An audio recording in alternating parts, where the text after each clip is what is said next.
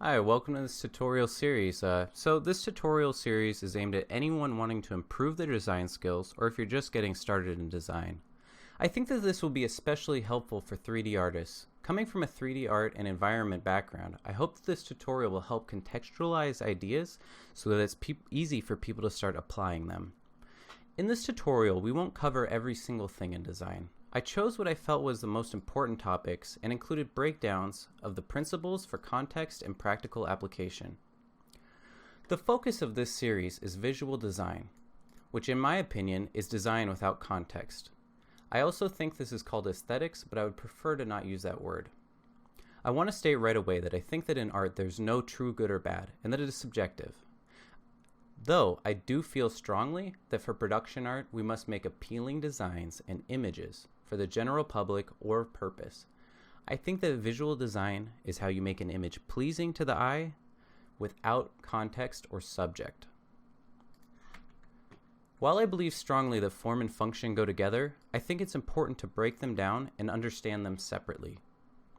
We're going to go over the vocabulary, basic principles, and try and contextualize these abstract visual ideas.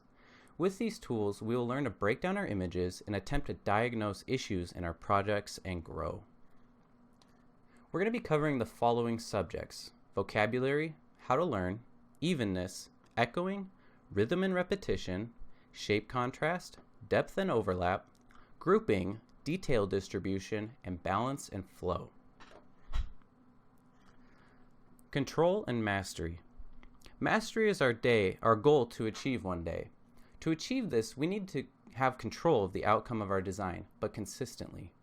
As a designer, we will draw from mental rule books, things we've heard or the way that we see things, and externalize those ideas as art. As we develop no rules and ideas about what we see as good, we get a better end result.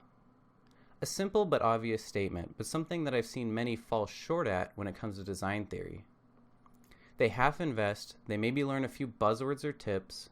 If you truly wish to be good, ask yourself, how can I apply this principle? Could I be applying this idea, word, or mental tool in a new way?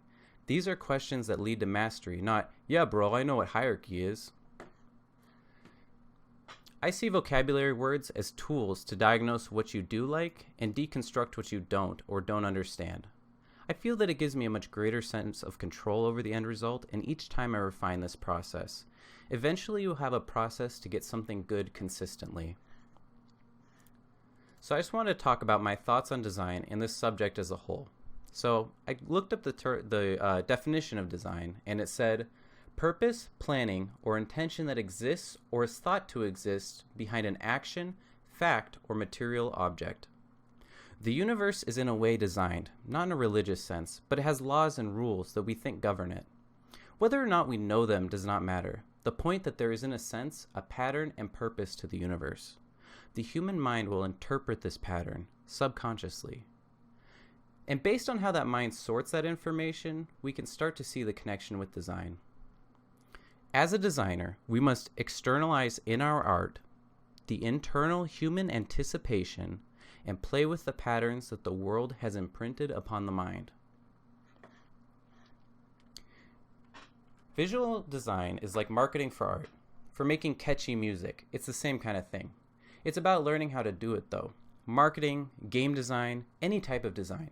The goal is to work with the human mind, to understand them emotionally, mentally, and manipulate them in order for them to feel a certain way or take a specific action. I hate to say it, but production design and production art are the exact same thing. This tutorial isn't focused on functional design, but rather the pure abstraction of images, design without context, and for the human observer. I wanted to call out my friend Ji-Hoon Kim for opening my eyes to this connection years ago. It has fascinated me ever since I started seeing that and thinking about it, and I started to see parallels between my design and between my beliefs and other personal interests, and just questioning why. Art is of both the viewer and the viewed, and the mind is the common thread. I think that it's a mix between extrapolating abstract patterns of nature subconsciously and our brain's interpretation of that data. Most humans share a very similar existence and all the same universal laws in a similar environment. It comes down to, I believe, the things that aren't visual such as the specific environment and the types of things that have happened in your life or that you've been exposed to that cause different tastes. But I think that when we talk about visual design, to a degree, this common thread of a similar environment and universe is why we have a very defined sense of aesthetics in the arts and in music and in other things, because there's a certain pattern. So to demonstrate this connection, let's talk about an alien dude. If we had an alien guy, I'm not sure his senses of aesthetics would be the same as ours, but I bet in some ways they would be, and in some ways not so much. An alien may not have the same environment, nor the same way of understanding and processing the information that's given to him, especially if he's highly evolved beyond us. So let's assume that they're of similar intelligence and developmental level as we are. A good example would be if our alien friend lived on a world with a stark red atmosphere. For us, red is a sign of danger and alertness. So to him, maybe it's like the blue sky is to us, relaxing, reminding us of nature, a whole different sense of color. Maybe our alien grew up on a planet with extreme gravity.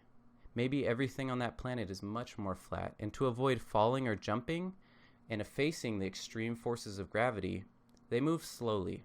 A steep hill could become a graveyard, and therefore maybe they have a stronger aversion or dislike of anything too angular or dynamic.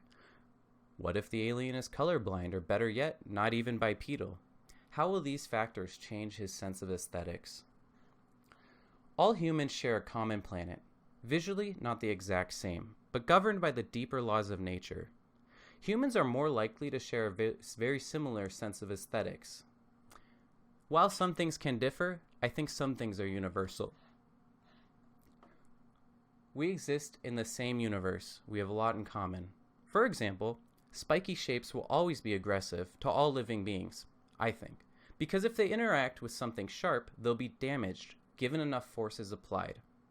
Anyone on a planet can get stabbed by a knife, or even fall on a sharp rock. It's just geometry. It's safe to assume sharper shapes will be seen as more aggressive no matter where in the universe you are.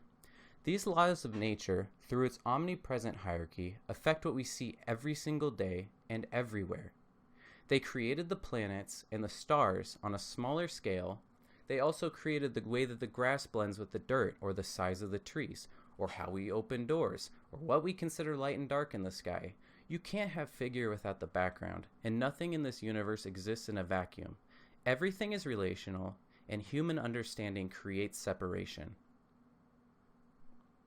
These patterns are created by the universe and echo throughout. For example, when we create something, we often start by blocking it out. Those initial choices that we make affect our final design so strongly that it'll ripple throughout our work until we're doing the final polish. In the same way, the laws of nature are present in all things at all times. They created and propagated this world. I should say that there's an order or a pattern to the universe in all scales. While at times the universe is imbalanced, parts of the universe will then seek balance. One of my favorite quotes is by Xavier Renegade Angel, and he said, "The universe is a ballet of opposing forces." I hope by this point you start to see the difference and the parallels between the universe, which is internalized by our mind, and design. This is a super exciting topic to me, and I just wanted to share my thoughts on the matter because I think that they're important for understanding design. So before we get into the tutorial, let's figure out and talk about quickly what makes a good design. So these are my opinions and how I see it. Other people may break it down differently, but to me, there's three things that make a solid design, at least in what I do. So thematic design, this has to do with the purpose of the design. If you're trying to convey, for example, a cowboy character, we wouldn't give him a space helmet, a Supreme shirt, and Yeezys. No, we'd use the proper themes to sell an idea. This is thematic design. Then we have contextual design. What is it? How does it work? What mechanism shall we choose? To me, these are questions that concern contextual design. It's the how and what of a design to me.